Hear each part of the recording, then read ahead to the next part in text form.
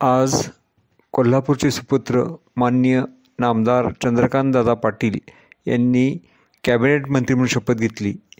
या नियुक्तीबद्दल भाजपा कोल्हापूरच्या वतीने छत्रपती शिवाजी महाराज चौक येथे आनंदोत्सव साजरा करण्यात आला. भारतीय जनता पार्टीचा विजय असो, चंद्रकांतदादा तुम आगे बढ़ो, हम तुम्हारे साथ है, अशा घोषणा यावेळी देण्यात आल्या. पदाधिकारी कार्यकर्त्यांनी हलगीच्या तालावर ठेका धरत फटाक्यांची आतषबाजी आणि पेढे वाटून हा आनंद व्यक्त केला. या प्रसंगी बोलताना जिल्हाध्यक्ष विजय जाधव म्हणाले, कोल्हापूरच्या सुपुत्राने सलग तिसऱ्यांदा कॅबिनेट पदाची शपथ घेतली आहे. यापूर्वी 2 वेळा मिळालेल्या खात्याची जबाबदारी त्यांनी अतिशय सक्षमपणे सांभाळलेली आहे.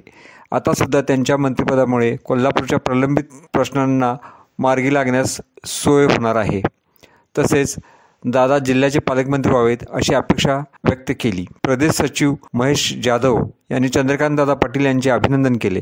चंद्रकांतदादा पाटील यांच्या कार्याच्या आधारे त्यांना मंत्रिमंडळामध्ये स्थान असून यापूर्वी ज्या पद्धतीने मिळालेल्या खात्यांना त्यांनी न्याय दिला, अशाच पद्धतीचे कार्य दादांच्या माध्यमातून यापुढे होणार असल्याचा विश्वास त्यांनी व्यक्त केला. त्याचबरोबर आगामी महापालिका निवडणुकीत देखील सर्वांनी एक दिलाने कार्य करून महापालिकेवर भाजपचा झेंडा फडकवण्यासाठी सर्वांनी कामाला लागावे असेही त्यांनी सांगितले. याप्रसंगी अशोक देसाई, विराज चिखलीकर, विशाल शिराळकर, विजयसिंह खाडे पाटील, अजित ठाणेकर, अमर साठे, माधुरी नकाते, संतोष माळी, विजय अग्रवाल, राजू मोरे, सयाजी आळवेकर, सतीश अंबर्डेकर, योगेश कांगटानी, सचिन बिरांजे, अजित सूर्यवंशी, अनिल कोळेकर, महेश यादव, ओंकार खराडे, प्रीतम यादव, अरविंद वडगावकर, सुनील पाटील, रोहित कारंडे, विश्वास जाधव, सचिन घाटगे, विनय खोपडे, बंडा गोसावी,